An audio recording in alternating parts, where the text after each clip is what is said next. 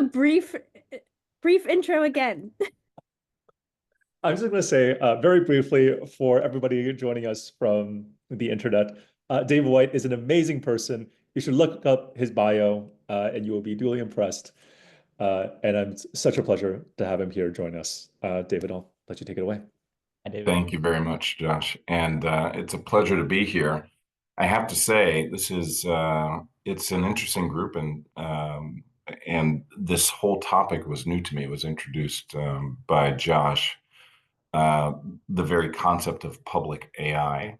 And the fact that it was introduced to me in a conversation that I had with Josh, I don't know, 12 months ago, was a little strange to me because I teach practical AI to my clients. I was involved with SAG-AFTRA for so many years. I was not involved in the recent strike. I had already left SAG-AFTRA, but of course, many of my colleagues on all sides of the aisles were contacting me trying to figure out how to help resolve the battle. And the concept of public AI never surfaced during that conversation. And it's both reflective of the silos that we can be in, but it it generated for me a larger question about what we're attempting to do with public AI and what we are attempting to do in the media and entertainment industries where we attempt to counter the concentrated power that comes from platform capitalism, from the companies that are either creating the tools of AI and the infrastructure for AI, or are using them in a way that is pervasive and dominant within industries or across multiple industries. And of course, you all are so well versed in the geopolitical nature of all of this, but it seems so localized to the people who were on the street during the strikes. And as I think about it, I think that I have siloed the whole issue in my own mind. So this was all very eye-opening and very interesting. And I'm going to take elements of that in the framework of the provocative question that I want to ask.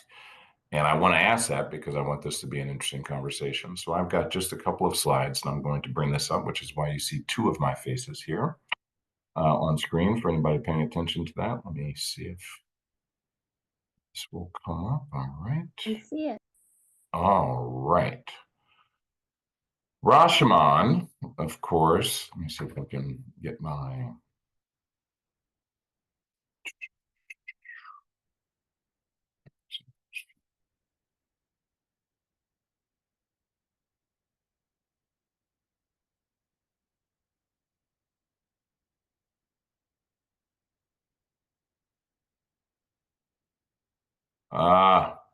People. Well, I'm going to have to try to do this without my notes. Let me try to do this. Okay, so this is a film that came out of 1950. Many of you may be aware of it. And Rashomon it was a film that really focused on the fact that people have very different perspectives. There was a murder at the center of this, and all the witnesses saw very different things when they were bringing their memory to the court to talk about what it was that they saw. And Rashomon, the Rashomon principle now is something that is well known, and it talks about the fact that people have very different perspectives. And when I've given talks before, I've sort of used this as a visual framework, which is we can all touch different parts of the elephant. And if we don't realize that the part that we're touching is not the elephant as a whole, then some of us will describe that elephant as a rope as we're touching the tail. And some of us will describe it as a large cylindrical type item because we're touching a leg or, what have you. So to me, when I think about AI and when I think about the infrastructures of AI and the perspectives that people have on it. If you're a technologist, or if we're an artist, or whatever perspective we have on it, we're still at a stage when we are attempting to wrap our arms around the very concept. Is it apocalyptic? Is it going to be the thing that's going to help us solve climate change, and therefore it's so beneficial that we have to move forward? Should we stop the whole thing because they're going to take over as the next species that dominates this planet, et cetera? And when I have a number of clients where we work with them on how to deploy AI within their life as entrepreneurs or as professionals, and even within organizations. And they are all asking questions like this. And so the first place that I want to start is in the definition. And I'm going to take this from the manifesto that was sent around, Josh, by you a little earlier. And that's by Abel or Abel Inclar's manifesto. And that's when we speak of public AI, we mean AI systems that are built to serve the common good. That means they're accessible, accountable, and treated as a lasting public infrastructure.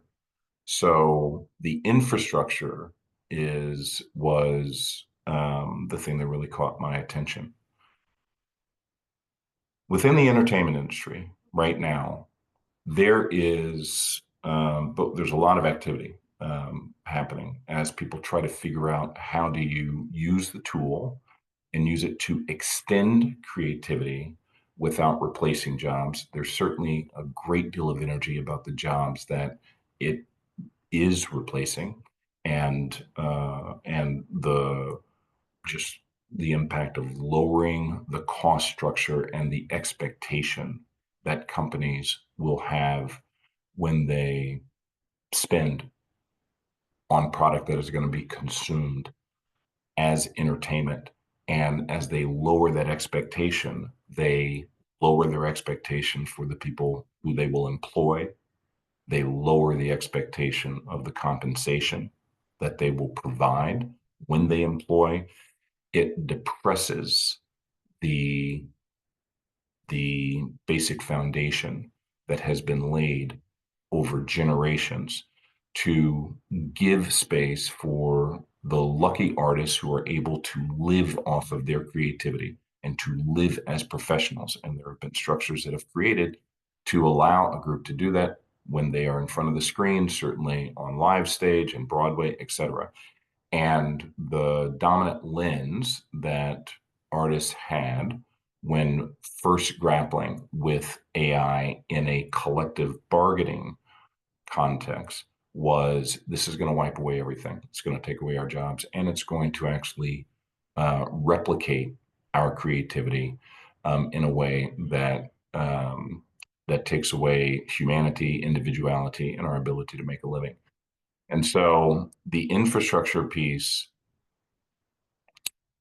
almost felt like a luxury. What the guilds needed to do, by that I mean the Writers Guild, the Directors Guild, the Screen Actors Guild, now SAG-AFTRA, their unions, their labor organizations, what they needed to do was to attack the existing infrastructure, to use what existed and to attack the companies within the infrastructure to have a counterbalance to the power that they had and that they were deploying within the industry, and that they wanted to have in an unfettered way. And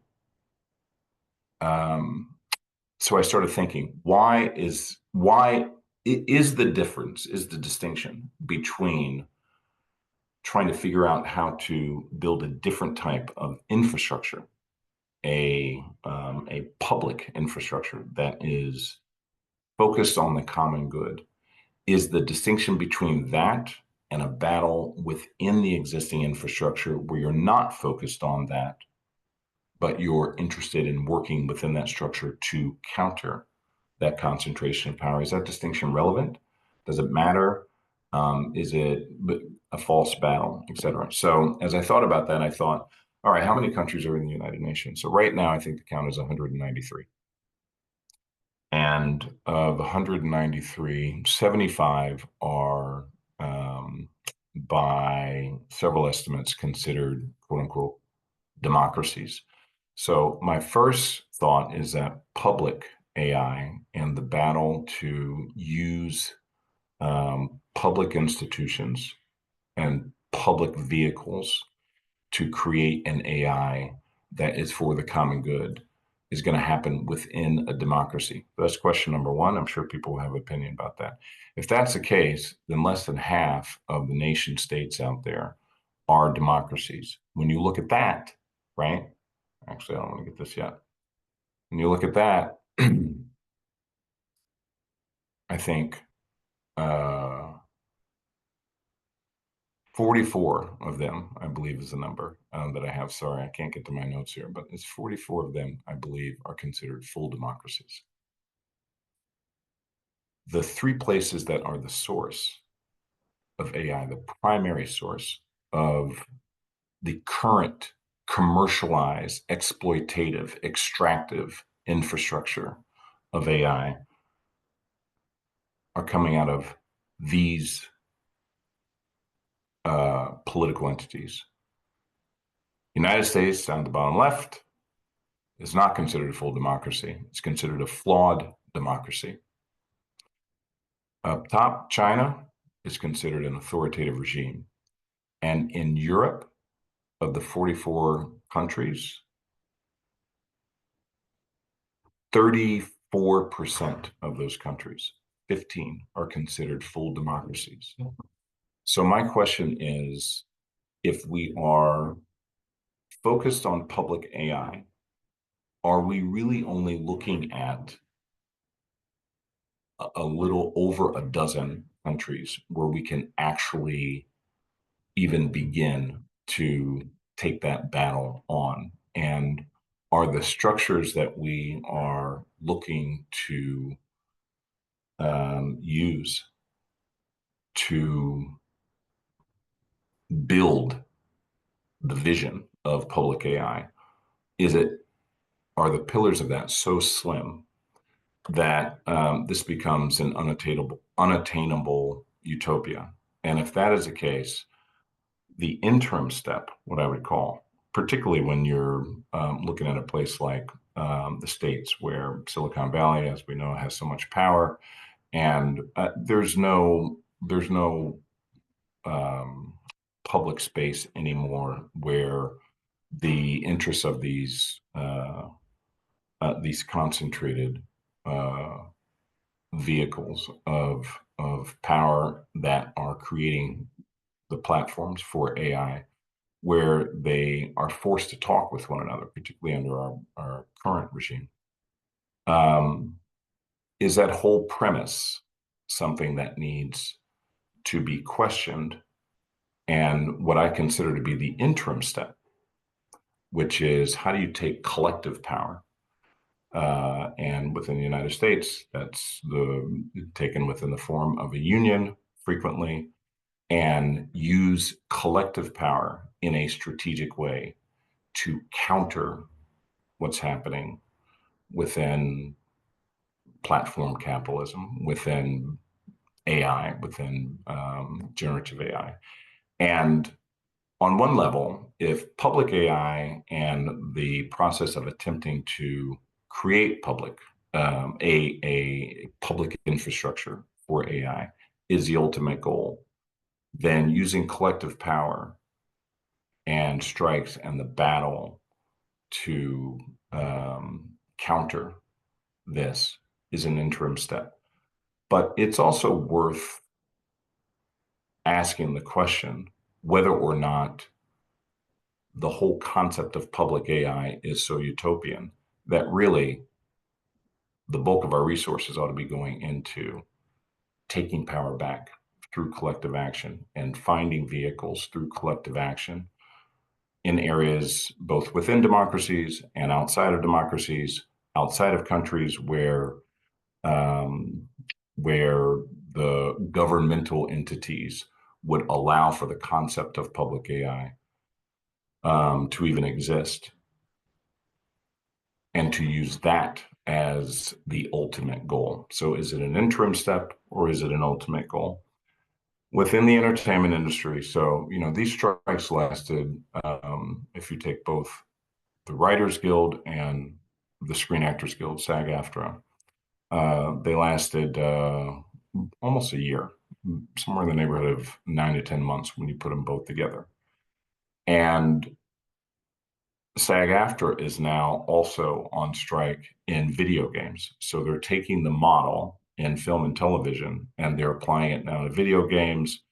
SAG-AFTRA was just in a negotiation with the commercial advertising industry where they deployed the possibility of a strike and they used their power as a collective to set rules within the commercials space. And all of this gives the possibility that this model can be deployed in a lot of different industries because there are groups right now that are showing how to do it. The result of this within, I'll just take film and television, has actually had significant impact.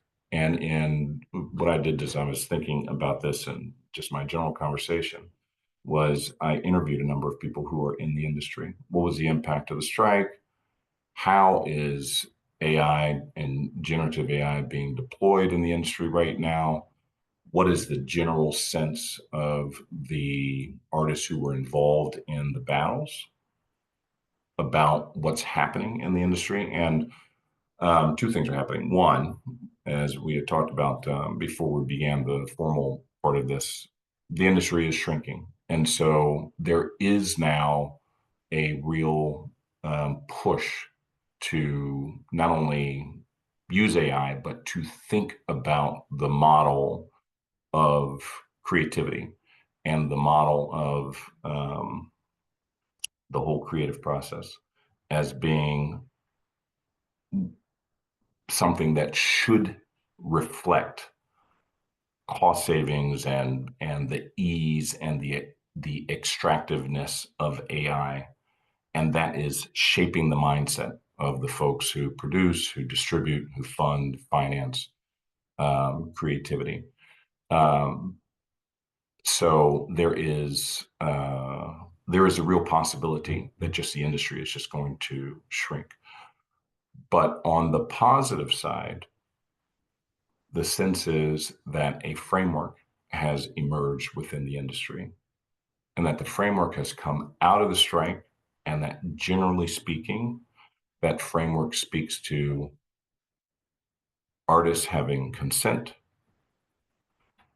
there being a fair compensation that is provided in exchange for artists doing their work and having that work used within the existing AI infrastructure, and that artists have a sense of control about how that is being used. And so this 3Cs framework is another way of thinking about countering the concentrated power of platform capitalism and countering what companies who are using those tools and directing their energy in the creative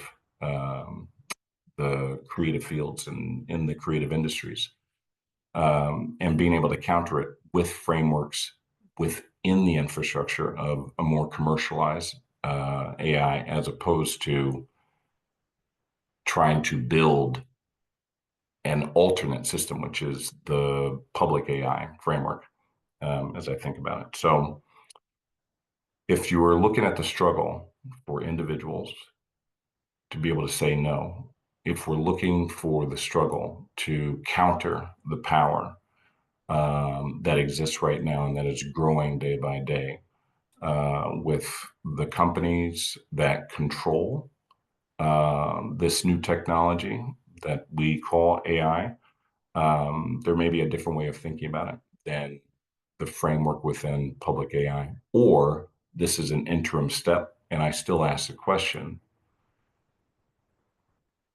will we ever be able to get to a true and impactful form of public AI if the foundation and the environment and the ecosystem that must exist for it to thrive and for it really even to be built um, exists in so few places around the world. So let me stop there and open it up. Incredible. Thank you so much, David. I think that was a very deep and almost philosophical account of some of the problems that honestly this movement faces, and clearly, many different polities in the world face. Let me kick us off with a quick question, and just let folks know, of course, if you want to enter the queue, please raise your hand in Zoom. Otherwise, if you have something that's immediately relevant, please both raise your hand and raise two fingers so I know to call on you first. One comment you made that really stuck out to me is that you said infrastructure feels like a luxury. And that is, I think I completely understand where you're coming from, because it feels true if you're fighting for your livelihood, you're fighting against, whatever is like this company, OpenAI, or another that's replacing your jobs. On the other hand, I I I had to sort of sense, like, I usually think of infrastructure as absolutely the opposite of a luxury, right? It's like highways, it's water, and it's electricity. But I think, what you're pointing out to me, your talk, is that in some sense, it can be both. Um, I don't, I guess my question is just like, I want to hear a little bit more of your thoughts on, you know, you keep referring to public AI as potentially a utopia. Um, but I think, you know, it, uh, I'm not formulating my question very, very correctly, but I I just, think I understand.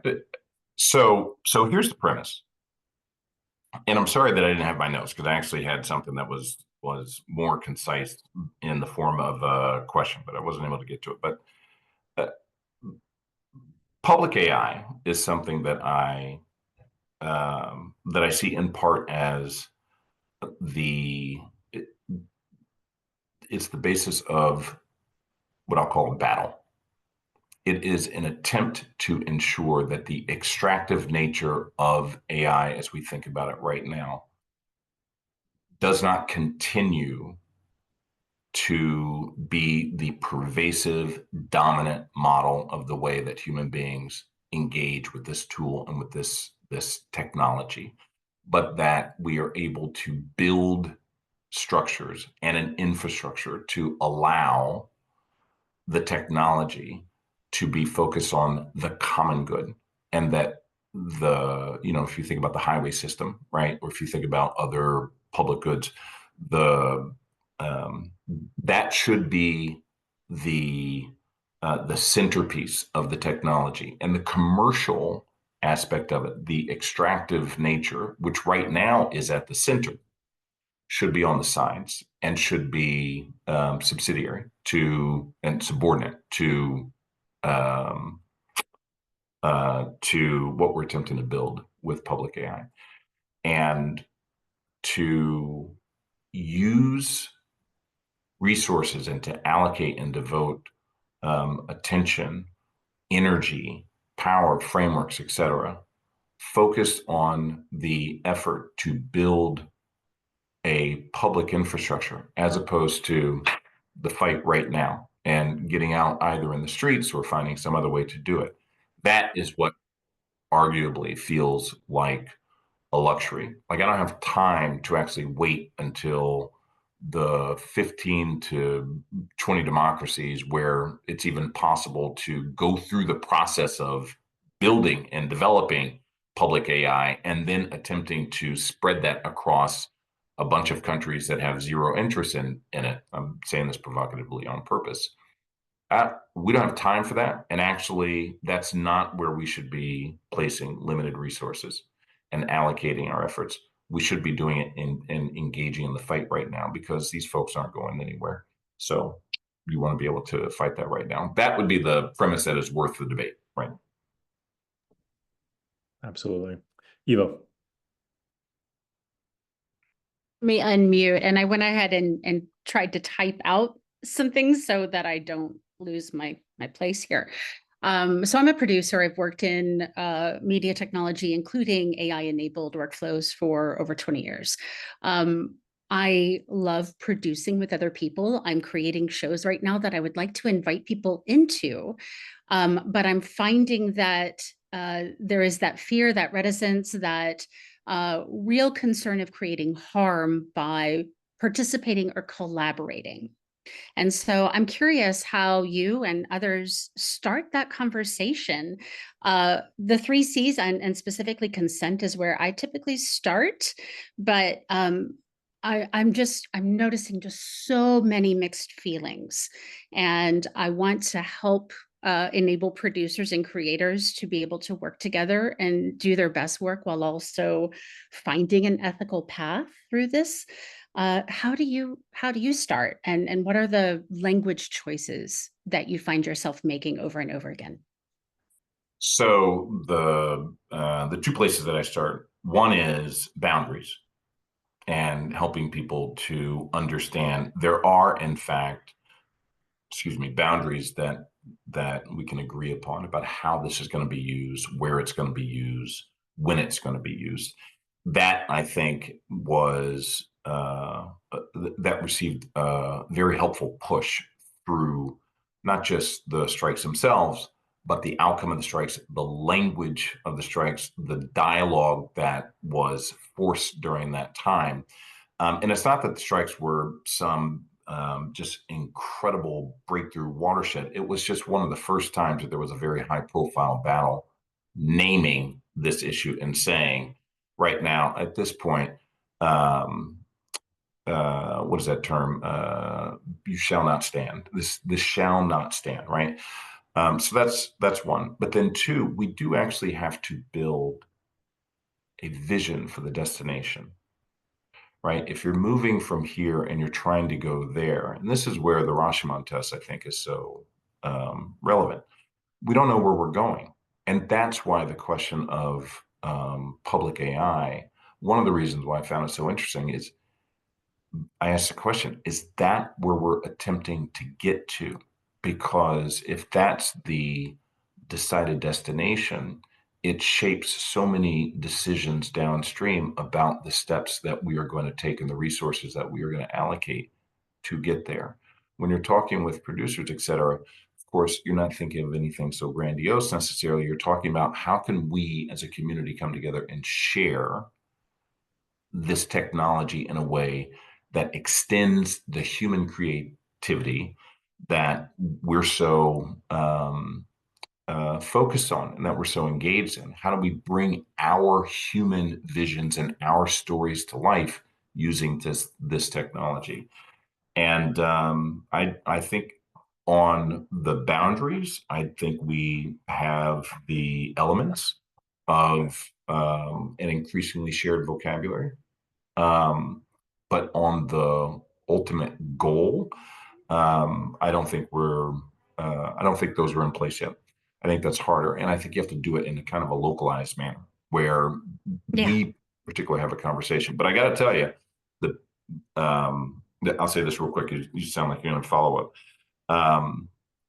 People are so conflicted about using it at all because it feels like such a betrayal that they don't even allow themselves to engage in a very helpful conversation. And it's for that reason we can't have a dialogue that is so lofty that it goes outside of the sightlines of people who are just trying to figure out a practical path to use it without betraying everything that is valuable to them.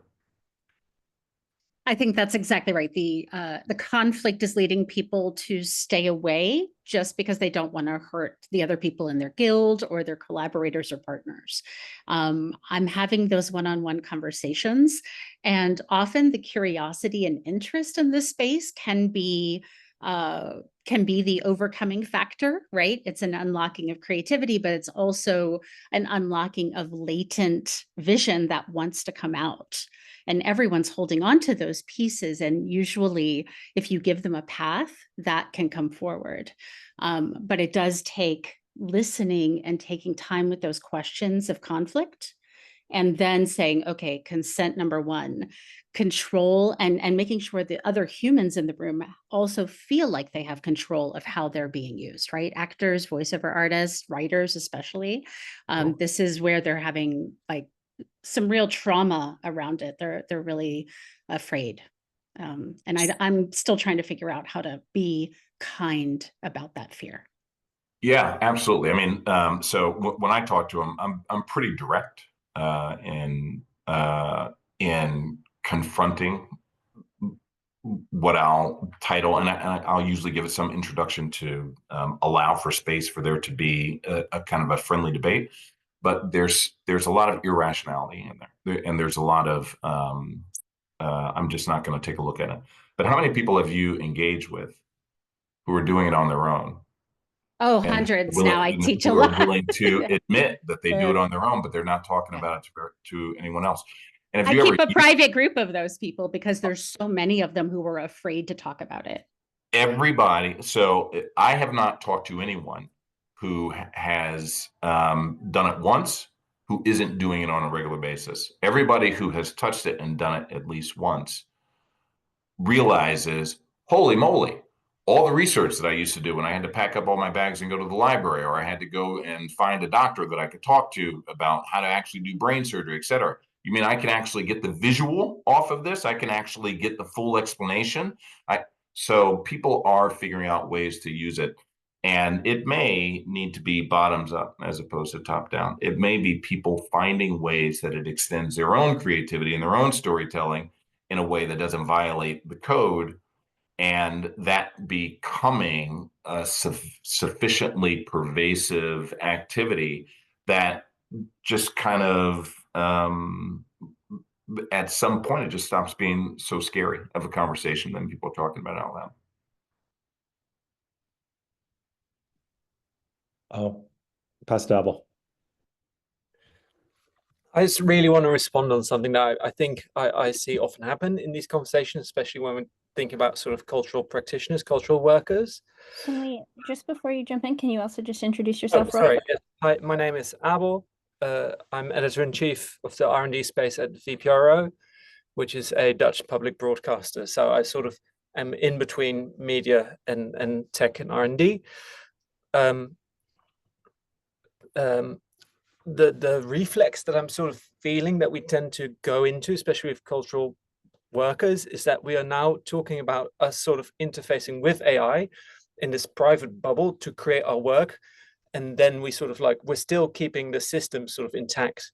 Whereas I think the public AI discourse is much more like, would benefit from actually treating it more as like the worker interacting with the AI as more of a node within a larger network system, where you're not just creating your work using AI and then sort of publishing it through legacy channels or like streamers, public broadcasters, whatever. Actually, we are starting to become sort of enmeshed with each other. The channels through which we create are also the channels through which our audiences might consume. And so this whole sort of like, oh, do you use AI? It sort of feels like a backwards sort of system, because so this is my sort of concern from a public media perspective. These sort of channels, legacy channels, will just start to dissolve. And then it's not just about producing work and then sort of like, oh, was this produced misusing, like misattributing someone's labor? It's actually become a question of what are actually the infrastructures of.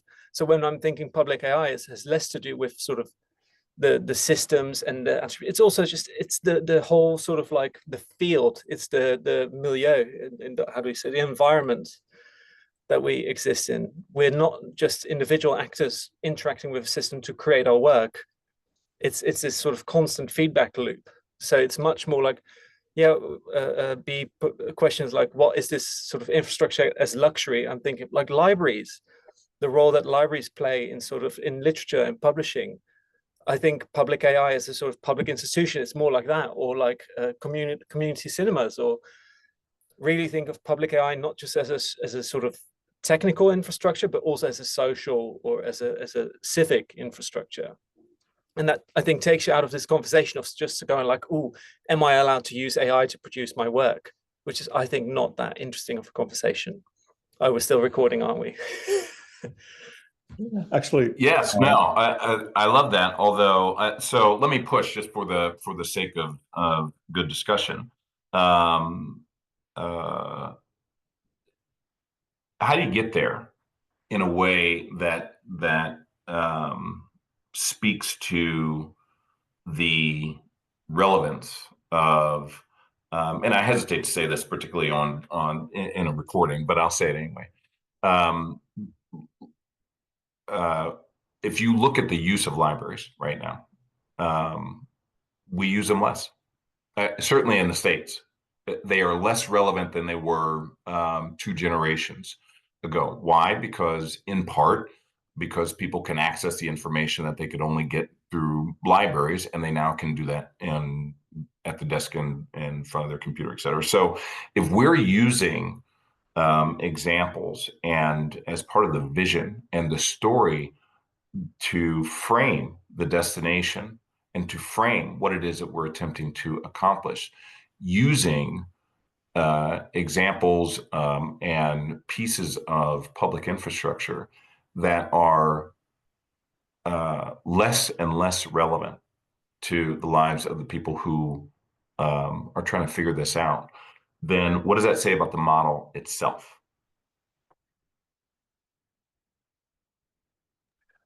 I'm looking really for great. provocation. Yeah, so keep Yeah, going. really great provocation. I love that. And I think that this has been, oh, go ahead. can I briefly interrupt to encourage everybody to do our usual ritual, which is to, in the next 3 seconds, please unmute yourselves and join me in a raucous round of applause for David. Thank you so much for joining us at the Public AI Seminar.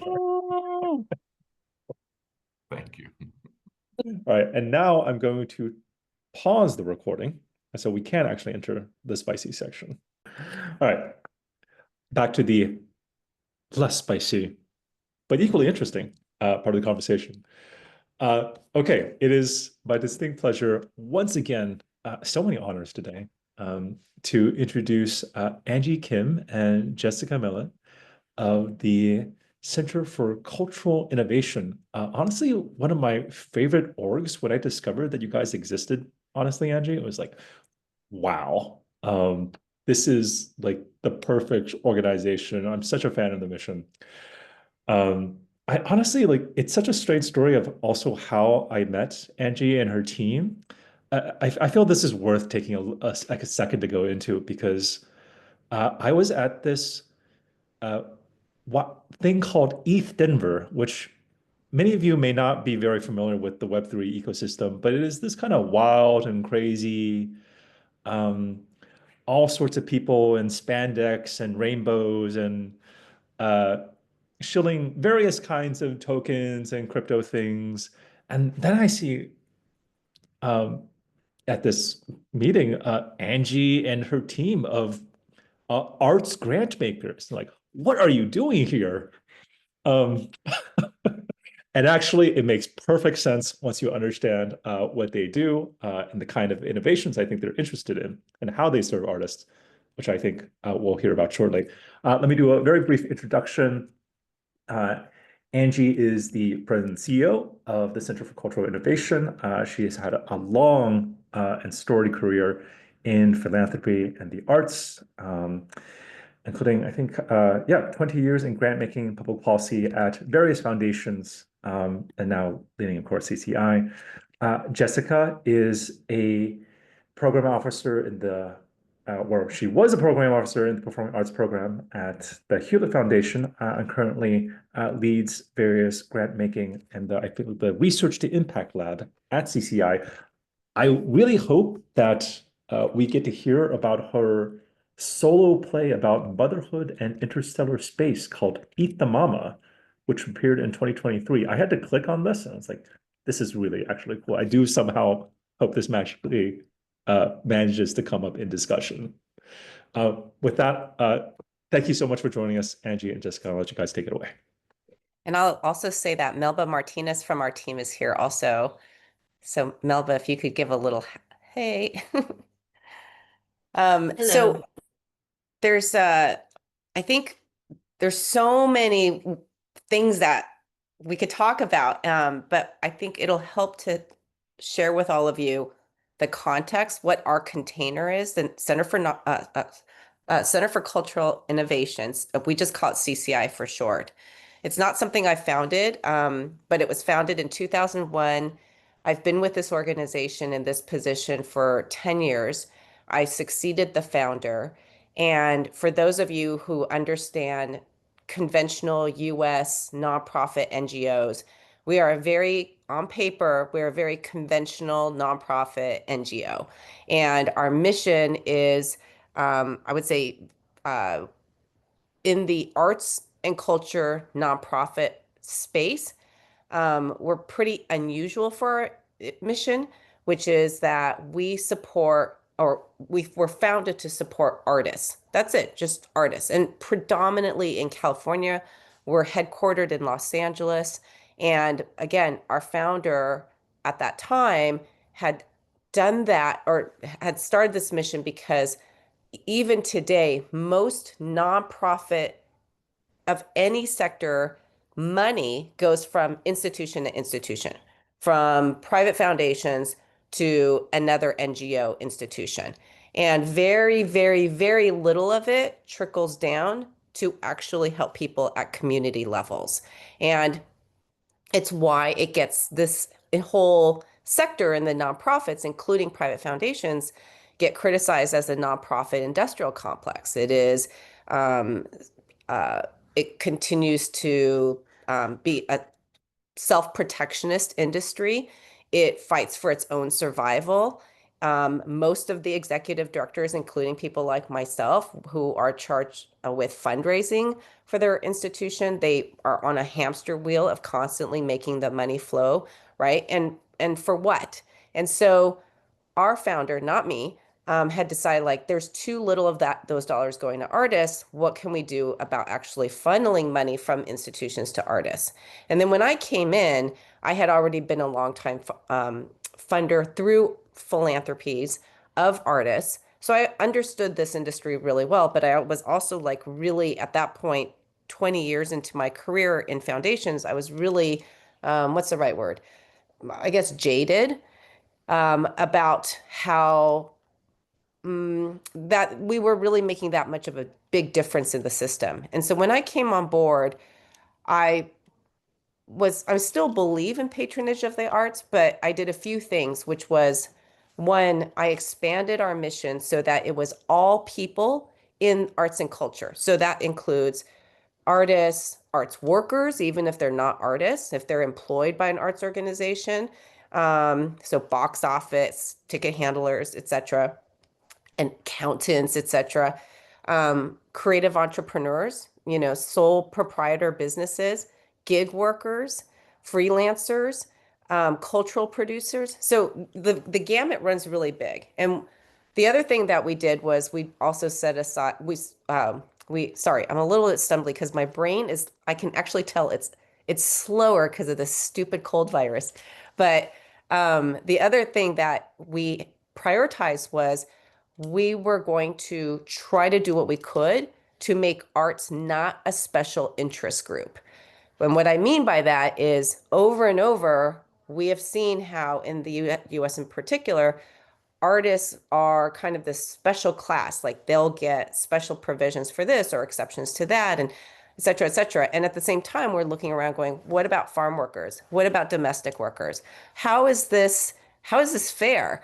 And so we have a really strong social justice lens. I know that doesn't make us popular among a particular political party these days, but whatever. I say that whole backdrop to say that if you don't understand that, it's hard then to square where we ended up, which is we have a funding program. where we take private foundation dollars because we're still fundraising for them, and we're trying to shift their behavior. When we take their dollars, we also say, you're in a social contract with us.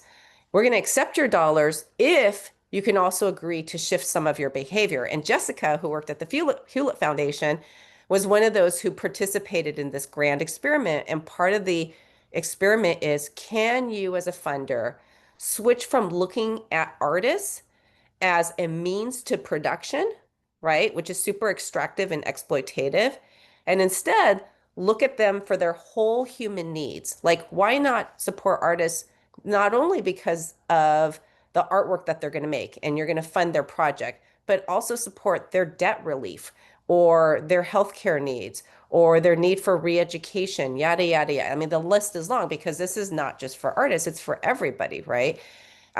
So the other thing we did with those dollars is we put them into, and I won't go into how we got there, but let me just tell you, it took about 3 years for us to come to this decision. We put their dollars into two priorities.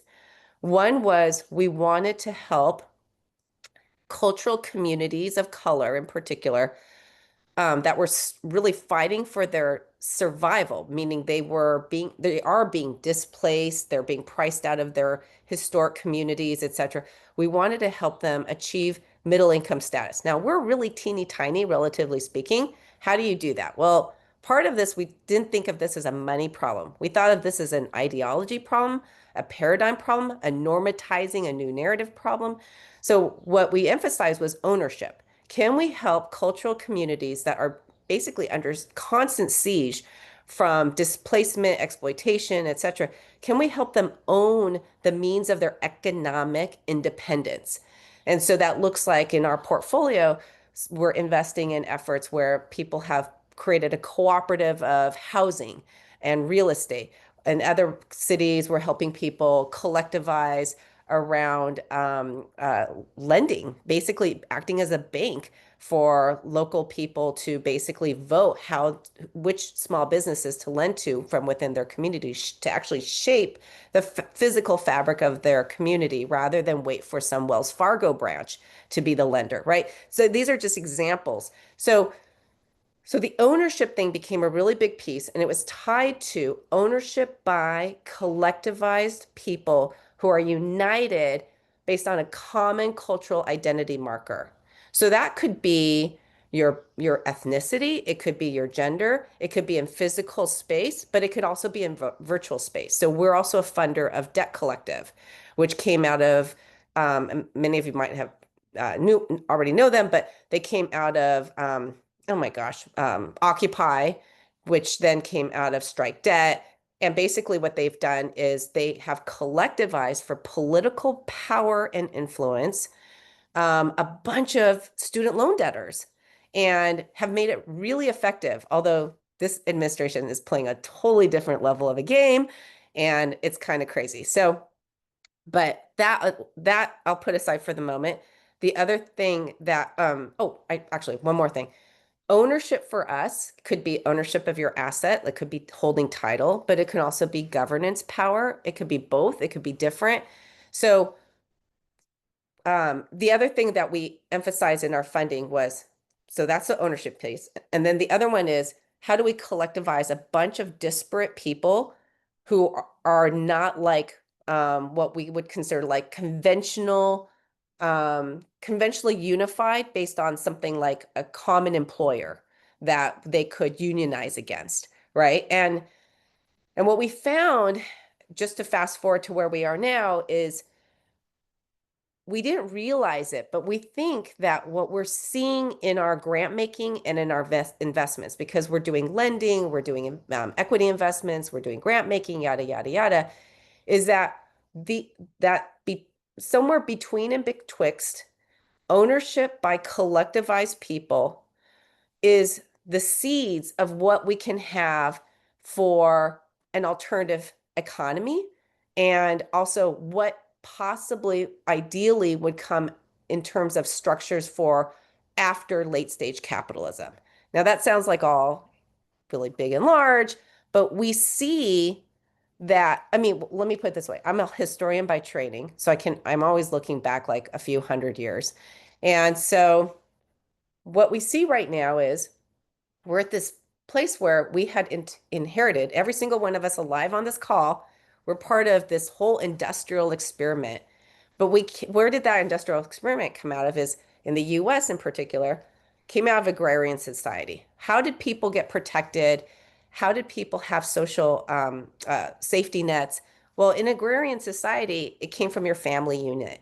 Who farmed your land? Who was your community? Who did you transact with? When we moved to the city because of industrial companies like Carnegie and all these Gilded Age philanthropists, whom my philanthropy historian hat turns on for a different reason, but they helped create, not willingly, but a new social contract because the federal government intervened and told people like Andrew Carnegie, stop shooting at your trying to unionize workers, right? And so we needed to have federal government say, hey, yo, employers, take care of these people, because in agrarian society, people were cared for by their family unit. Unless we want society to fall apart, employers had to do that. Well, because of technology, because of the fact that we're in late stage capitalism, which basically to us, the way we define it is you have fewer rewards, financial rewards distributed across society, because now the thing that makes the most money can be made by very, very few people because it's about intellectual products and goods. And so when you have that, you have basically an untenable system of an industrial era trying to protect as many people as possible. And it's just not going to work. And so Jessica, Melba, our team, and I, when we talk about Center for Cultural Innovation, yes, our roots is very old school, classical way of supporting artists is our roots. But as a cultural innovator, we think that our mission is we should be incubating for new governance structures, new containers, new systems of rules and normative behaviors for the alternative future. And that alternative future is being built right now. And forums like this, we absolutely love and welcome, because I think part of this is not about do we have enough time to meet the challenges of AI. I think that the issue we need is we need enough critical mass of a common understanding that when moments, and there will be many, many thousands of moments of paradigm shift, when those doors open, we need to be ready. And so, and I will say, the pace at which some of these alternatives are happening, we're seeing even in this Trump administration. So if those of you can stomach it, New York Times had this really nice synthesis of this, God, this is public record, of this big, beautiful bill. And so if you look at it, one of the things, many policies that we can't stomach, including like deregulate silencers on guns.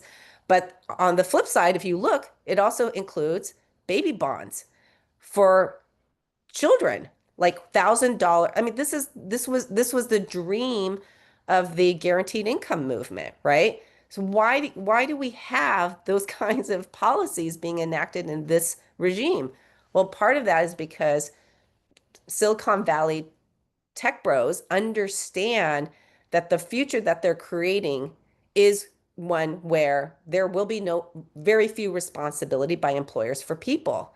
And they understand that that is like, 100 plus years ago, potentially very untenable. One, for society and having a peaceful society, but two, it's also untenable because unless you give people actual opportunity, where is the innovation going to come from, right? And it makes you be very worried if your whole industry is about finding other innovators, other coders, just, for practical sake. And you only have, half of a fraction of 1%ers who can afford that level of intellectual firepower. And everyone is what? The servant class? Like that just doesn't make sense. They understand that. So I guess I'll just end with one more thing, which was, oh, wait, two more things. One is in Web3, Andreessen Horowitz's venture capital group, A2Z. One of his principal partners is Chris Dixon, and he wrote that book, Read, Write, Own. I think that's the name of the book. And so, and by the way, when we met Josh, just to make it even weirder, we met at the GitHub house. So if you guys follow any of that world, but at first we went to Web3 because we are not interested necessarily in technology. We're interested in where, in particular, people of color who are artists and creatives are going. And many of them during COVID went to blockchain, NFTs, etc. So we show up at GitHub House because we're also trying to understand what the Web3 founders and backers understand, which is the power in that technology is going to be all about ownership power, right? He himself talks about it's not just read, write. That was 2.0. It's read, write, own. And what they're promising is technology, owners of that technology and those platforms are going to be the kingmakers, right?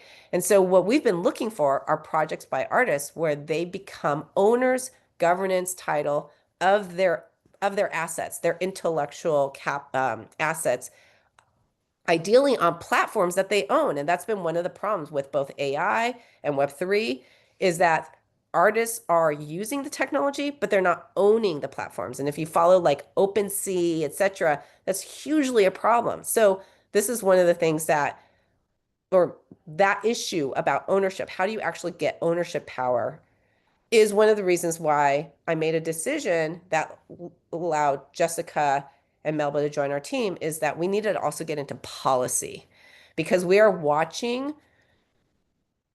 tech industry bros basically capture SEC officials, capture copyright officials, all in ways, and this is pre this administration, help making them interpret old laws in ways that are conferring more ownership, copyright, IP power for their companies and not for the people who they depend on. And this is incredibly worrisome. So with that, I'm going to actually not stop for any Q&A, but rather shift to Jessica because Jessica can give you some of the tangibles so that you can see some of the ways that we're grounding our work.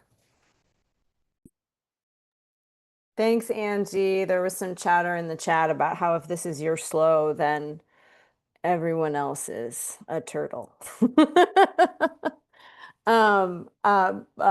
Quick aside, my play, Eat the Mama, will be at the Hollywood Fringe in June. If anyone's in LA, come see it. My director's water broke the other night, so she directed me via Zoom from her hospital bed last night in rehearsal. It's been a wild ride. So if I'm slow, that's why.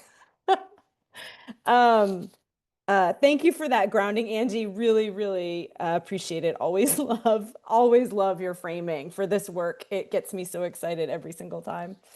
So some of the work that we're doing at CCI around this issue around AI when it comes to ownership and ensuring that artists and bearing in mind Angie's really broad term of who we talk about when we talk about artists. We're talking about anyone who engages in a creative expression, creative practice over an extended period of time that may or may not be recognized by financial remuneration or higher education degree. It may be, it's public in some way, but it may be contained within a community as opposed to public in a commercial sense. So one thing that we have been doing is to ensure that artists have ways of engaging with the systems that are available to them to establish their ownership and copyright rights. So we worked with the Stanford Jules Gard Clinic, intellectual property clinic, over the last 2 years to develop a creator's guide to the Copyright Claims Board. The Copyright Claims Board is a small claims court for intellectual property issues that was created in 2020 by the CASE Act, created by Congress. So it sits under the Copyright Office, which is under Congress's jurisdiction, not the executive branch's jurisdiction. Somewhat protected from the current chaos in the federal government, but not entirely. And I think one of the biggest challenges here is recognizing those students went through all of the data of the cases that have gone through the CCB so far. There were so many instances. I think about 70% of the cases fell out of the process in the first or second step because they didn't have an established copyright with which to make their claim, and that was because many artists don't know that copyright upon fixation is not enough to take action against copyright infringement. You need to have an established copyright with the Copyright Office, and in many cases, sometimes those copyrights are those copyright categories don't match the ways that artists create. They're specific to particular art forms or pieces of art forms. There's a copyright for music compensation or music composition, and there's a copyright for musical recording. And so an artist could want compensation because someone sampled their work, but they use the music composition claim and they're out of compliance, and so they fall out of the system. So there are a number of challenges with the CCB and with the CASE Act. I think the biggest challenge is that the system is, I think, probably useful for folks who are small creators against small creators, or challenges with small creators that they might know. But if they have a challenge with YouTube or with one of these large platforms, those platforms have legal teams that know that they can opt out of the process, and it's not particularly effective. One thing that we found in the data was interesting how many creators from abroad were using the CCB to make claims against US-based entities because they're not going to file a claim in federal court. They're not going to come to the United States, hire a domestic lawyer to do that. And in more than one case, these were like PhD students whose dissertations were used, put on YouTube and then used without their permission. So not directly related to AI, but related to the kind of origin of material and having ownership over the origin of material that may then be used in large language models to train large language models. We also, because we sit in this kind of nonprofit philanthropic space, we also developed a guide for foundations. So we found that many of our foundation partners are really excited about AI and sometimes a little bit not as cautious as we wish they would be about investing in projects that might involve an artist and an AI company or partner. And so we developed a guide for them it's called the Ethical Considerations for Funding AI Toolkit, a guide to walk them through a thought process on how they can ethically fund projects that involve AI, to give them a little bit of a framework to think about this, because they're just not used to thinking about it. They'll get excited about an artist, but maybe not examine what is the project, what is the language model, what is the AI component, what companies are behind it, how transparent is the data, that kind of thing. I think the next area where our work has been intersecting with AI, and particularly, and why we're interested in this question around a public AI infrastructure, is we are interested in building, as Angie said, new systems and structures, particularly that support workers regardless of work status. I think we are aware that work is already inconsistent for artists and freelancers in other industries. On the assumption that AI will make work more consistent, we really need a social safety net that benefits all workers regardless of work status. So those of you who may not be from the United States may not know that if you're in the United States and you don't have a W-2 job that is with an employer, when you have a W-2 job, you are afforded rights and benefits and protections. So things that we think of like healthcare and retirement and Social Security, and things that people sometimes don't think of like protection from harassment, protection from discrimination. Those things are not afforded to freelancers who are in contractual relationships with other entities. They're treated as their own business, and therefore they are required to take on the financial and legal liabilities of being a business, even if they are one person. So We are investing in a project right now. We're calling it the Cookie Jar Collective. Some of you may have heard about that, but we're incubating a savings club for freelancers. We can't call it a savings club because we don't want to be a bank, but we want to have some kind of entity where artists and freelancers can collectively save, have agency over their resources to the extent that they can when they have resources, and also engage in mutualistic practices of sharing, investing, loaning to each other, to their community, through some kind of shared governance structure. This is not intended to replace retirement. It's not intended to be retirement. We're talking flexible savings cash. So that's one kind of infrastructure that we're trying to incubate. We don't need to own this idea. We're really curious if there are other entities that might want to take it on, if there's an opportunity for a municipality or another policy entity to take it on as a public option. But we are having we can talk more about why we don't want to be a bank, but it has a lot to do with the way banks are regulated, B. Um, and we're having a co-design session on that this summer in July. Jess, can I just say one Yeah. thing about that? Yep. The Cookie Jar Collective. Um,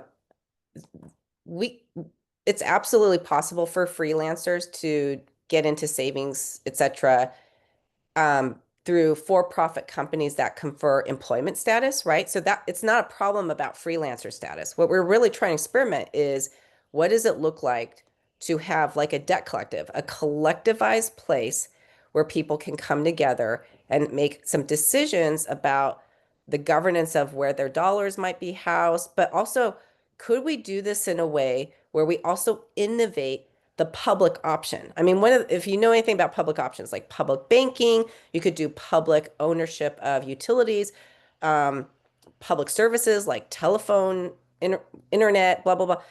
What we're really trying to figure out is, yes, well, here's a good example. For those of you in the US in particular, like I'm a member of REI. It's a co-op. It doesn't feel like I'm really that much in a collective. We don't really do that much, but yeah, it's great to see all these other co-op members. So what we're trying to figure out is, what's kind of like that next level of where you can really make people feel really connected the way you would like your neighbors ideally, right? So that's a major part of the experiments of the experiment of the Cookie Jar Collective, is people who come together, and we're thinking about like susus and other kinds of forms of collectivizings around savings clubs. This is very deliberate, but to do it to scale, that's the thing that we're not quite sure how to do beyond like a church group, before you lose the resonance of what brings people together and you're just all like, oh, we're in a credit union, big deal. So anyhow. Thanks for that, Angie. I think the last thing is that we're trying to experiment with AI in a way that is like thoughtful internally. So with the help of Josh and MetaGov, we have what we're calling Chat CCI.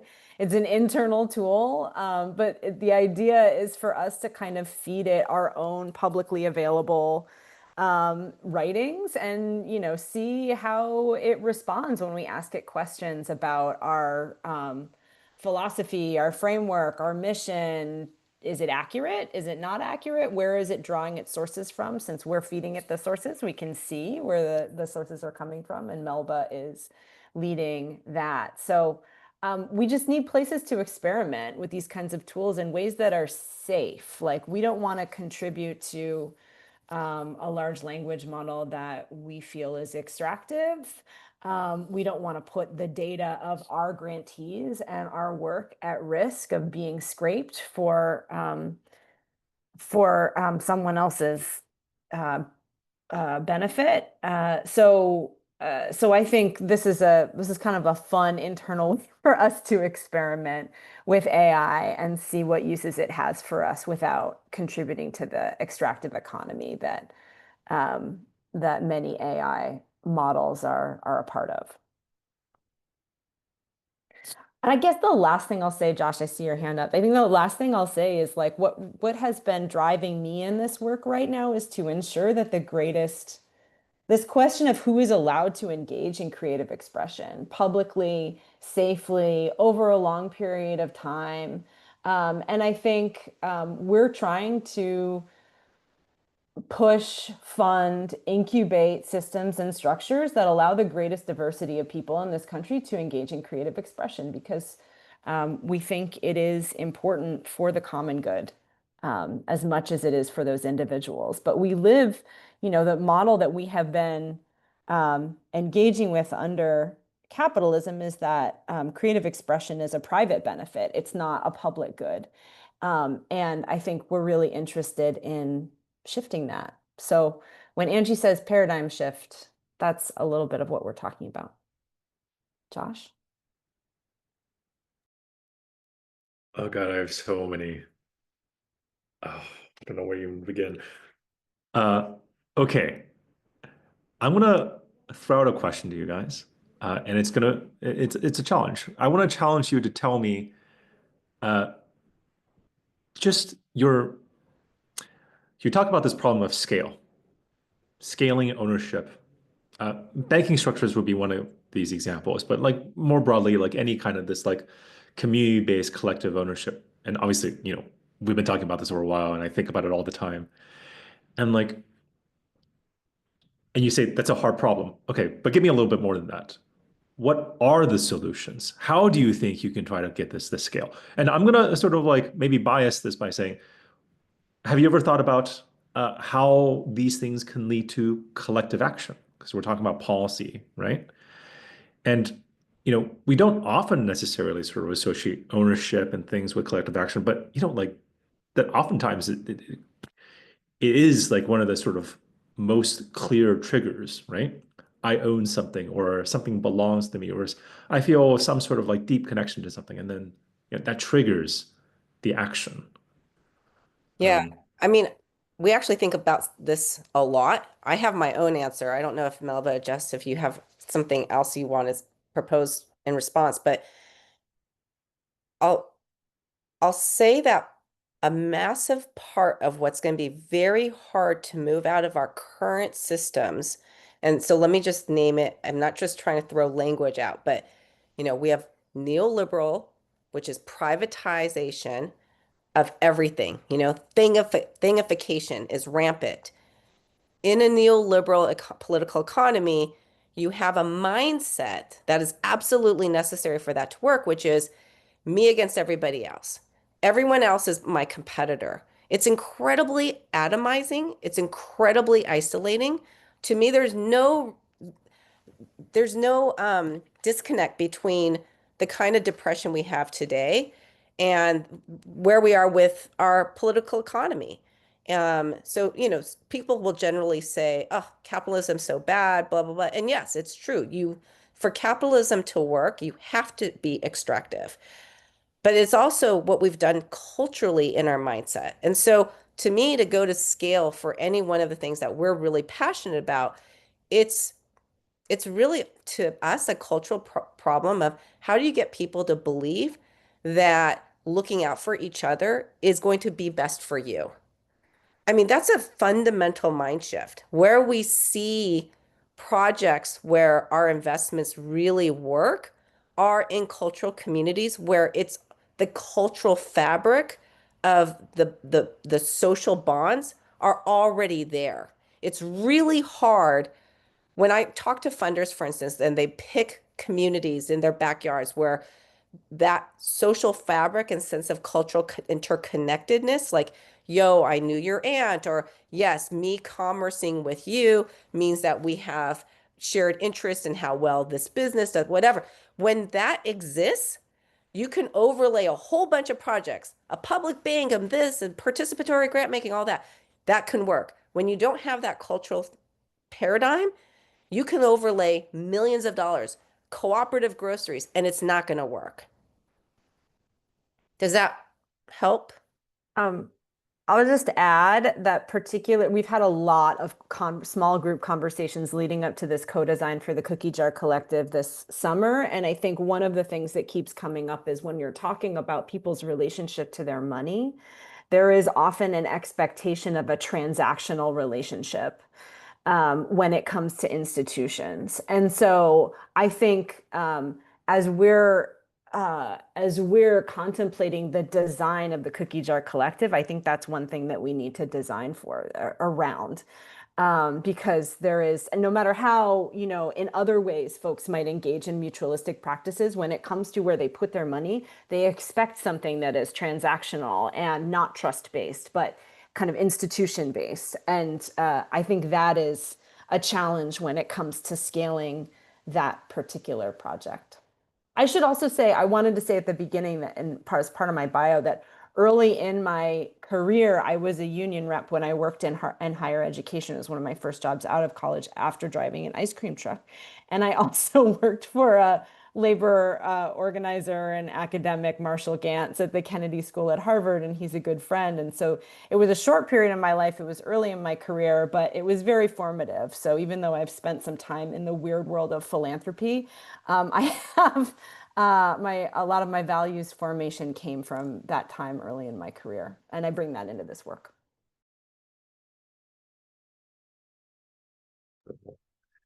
Well, let me actually take this quick opportunity, since we're getting in the 48-minute mark, to encourage everybody to, next 3 seconds, briefly unmute. Abel, I see you doing it. Yes, get in there. In 3 seconds, 3, 2, 1. Join me in a raucous round of applause for Angie and Jessica. Thank you so much for joining us. Awesome. Such a pleasure. All right, and I'm going to officially stop the recording.